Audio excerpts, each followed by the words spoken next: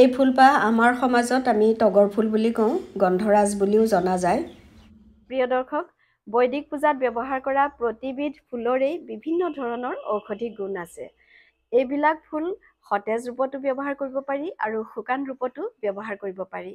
যিসকল লোকে সংৰক্ষণ কৰি শুকান ফুল ব্যৱহাৰ কৰে সেইসকলে জানেই, কিন্তু শিকাৰুসকল উপকৃত হ'ব বুলি ভাবিয়েই মই ফুল সংৰক্ষণৰ ভিডিঅ'টো লৈ আপোনালোকৰ মাজলৈ আহিছোঁ। আশা কৰিছোঁ ভিডিঅ'টো সম্পূৰ্ণৰূপে চাব। অৱশ্যেই ৰূপাঞ্জলি ৰঙানৈ চেনেল যদি আপুনি চাৰ্চ কৰে তেতিয়াহ'লে এই চেনেলটোত এনেধৰণৰ কেইবাটাও ভিডিঅ' পাব, যিবিলাক ভিডিঅ'ত ফুল সংৰক্ষণ কৰা হৈছে আৰু ফুল খোৱা হৈছে। এতিয়া ভিডিঅ'টো চাওঁ আহক।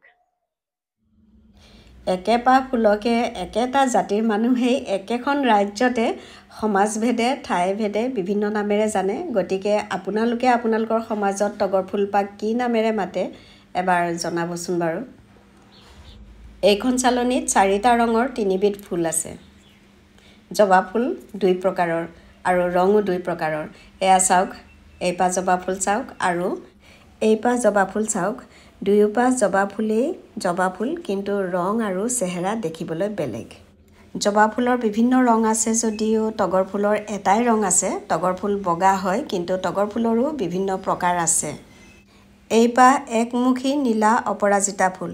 অপৰাজিতা 2 প্ৰকাৰৰ, পঞ্চমুখী আৰু একমুখী, কিন্তু অপৰাজিতাৰো বিভিন্ন ৰং আছে, বগা, বেঙুনীয়া, নীলা ইত্যাদি কেইবাটাও ৰং আছে। ঘৰত ৰোৱা আৰু বৈদিক হিন্দু ধৰ্মত ব্যৱহৃত হোৱা প্ৰতিপাহ ফুলৰেই ঔষধি গুণ আছে। ফুল ফুলাৰ সময় থাকে। কিছুমান ফুল ঋতুকালীন, কিছুমান ফুল গোটেই বছৰটোলৈ ফুলে। গোটেই বছৰটোলৈ ফুলি থকা ফুলবোৰ যেতিয়াই ফুলি থাকে তেতিয়াই সেইবিলাক ফুল ব্যৱহাৰ কৰিব পাৰি সতেজ ৰূপত। কিন্তু ঋতুকালীন ফুলবিলাক যেতিয়া ফুলে তেতিয়াহে সতেজ ৰূপত ব্যৱহাৰ কৰিব পাৰি। অৱশ্যেই গোটেই বছৰটোলৈ যদি ঋতুকালীন ফুলবিলাক ব্যৱহাৰ কৰিবলৈ মন যায় তেতিয়াহ'লে সঞ্চয় কৰি ৰাখিবই লাগিব। সঞ্চয় কৰিবলৈ হ'লে সংৰক্ষণ কৰিব লাগিব। ফুলখিনি সংৰক্ষণ কৰোঁতে ফুলৰ পাপৰিখিনি এৰুৱাই লোৱা হয় আৰু ফুলৰ মাজত যিখিনি থাকে এইবোৰ গোটেইখিনি আঁতৰাই দিব লাগিব। এইখিনি থলুৱা গোলাপ ফুলৰ পাপৰি। থলুৱা গোলাপ ফুল কেইজোপামান ঘৰতে মই ৰুই লৈছোঁ, কাৰণ গোলাপ ফুল সৌন্দৰ্য চৰ্চা আৰু শৰীৰ চৰ্চা দুয়োটা ক্ষেত্ৰতেই দৰকাৰ হয়। ঋতুকালীন ফুলবোৰৰ উপৰিও বছৰটোৰ প্ৰতিটো দিনতে ফুলা ফুল হ'লেও সকলো সময়তে সতেজ ফুল ব্যৱহাৰ কৰিবলৈ সম্ভৱ নহয়। গতিকে ফুলবিলাক সংৰক্ষণ কৰি ৰখাটোৱেই দৰকাৰ বুলি ভাবি মই ফুলবোৰ এইদৰে যেতিয়াই সময় আৰু সুবিধা পাওঁ তেতিয়াই সংৰক্ষণ কৰি ৰাখোঁ। বাৰান্দাৰ টাবত ফুলি থকা দোৰোণ ফুলবোৰো এইদৰে মই শুকুৱাই ৰাখোঁ। ফুল শুকুৱাবলৈ আটাইতকৈ ভাল ফাগুন চ'ত আৰু ভাদ আহিন মাহৰ ৰ'দ। কিন্তু বহাগ আৰু জেঠত ৰ'দ টান হ'লেও বৰষুণে অসুবিধা দিয়ে কাৰণে ফুল শুকুৱাবলৈ যথেষ্ট অসুবিধা হয়, সাৱধান হ'ব লাগে। তথাপিও ভাল ৰ'দ যদি পোৱা যায় প্ৰথম দিনা ৰ'দ পালে ফুলখিনি শুকুৱাই ল'ব লাগে, আৰু পিছদিনাৰ পৰা যদি কেনেবাকৈ বৰষুণ দিয়ে তেতিয়াহ'লে বৰষুণীয়া বতৰত ঘৰৰ ভিতৰতে ফুলখিনি ফেনৰ তলত শুকুৱাই ৰাখিব পাৰে। ৰ'দ যেতিয়াই দিয়ে তেতিয়াই আকৌ ৰ'দলৈ ফুলখিনি লৈ আনিলেই হৈ যায়। ফুলখিনি পাতলকৈ শুকুৱাব পাৰিলে ভাল, খুব কম সময়তে তেতিয়া শুকাই যায়। তাৰমানে ডাঠকৈ শুকোৱা ফুলখিনি যদি 4 দিন লাগে শুকাবলৈ, পাতলকৈ শুকুৱালে 2 দিনত ফুলখিনি শুকাই যায়। ডাঠকৈ শুকুৱাইছিলোঁ কাৰণে 3 দিনত এই অৱস্থা। এইখিনি আৰু এদিন লাগিব, 4 দিন লাগিব শুকাবলৈ। ফুলৰ লগতে মই থেকেৰা, আমলখিৰ গুৰি, বেলৰ বাকলি এইবিলাকো শুকুৱাই ৰাখিছোঁ, কাৰণ শুকুৱাওঁতেই গোটেইখিনি একেলগে আনি বাহিৰত শুকুৱাই দিওঁ।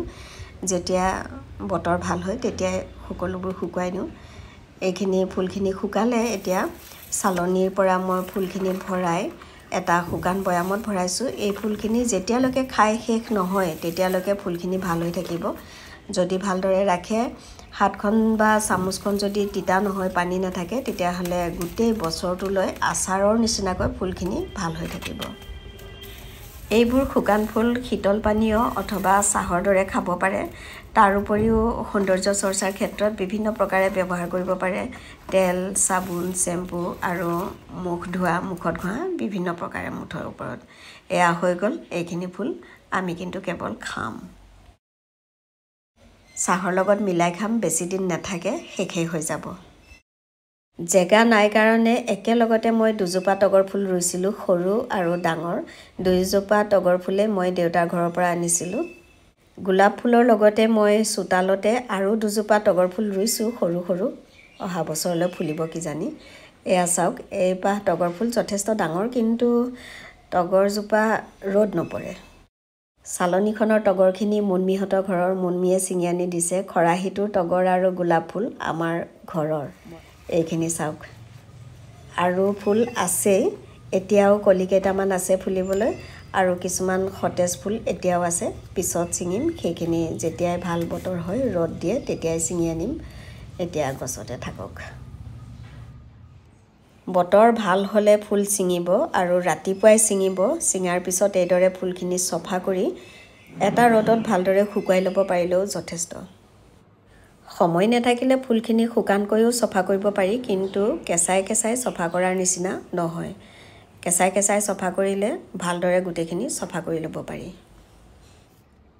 গোলাপ ফুল আৰু দোৰোণ ফুলৰ পাপৰিবোৰ শুকাই গ'লে বহুত সৰু হৈ যায়, সেইকাৰণে গোলাপ ফুল আৰু দোৰোণ ফুল সাধাৰণতে মই খৰাহীত শুকুৱাওঁ। বাকীবোৰ ফুল চালনীত শুকুৱাই ল'ব পাৰে। এইখিনি তগৰ ফুল শুকাই গ'ল। এতিয়া গ্ৰীণ টি বা ব্লেক টিৰ লগত মিহলাই তগৰ ফুলখিনি খাব পাৰি। স্বাস্থ্যৰ কাৰণে যথেষ্ট উপকাৰী।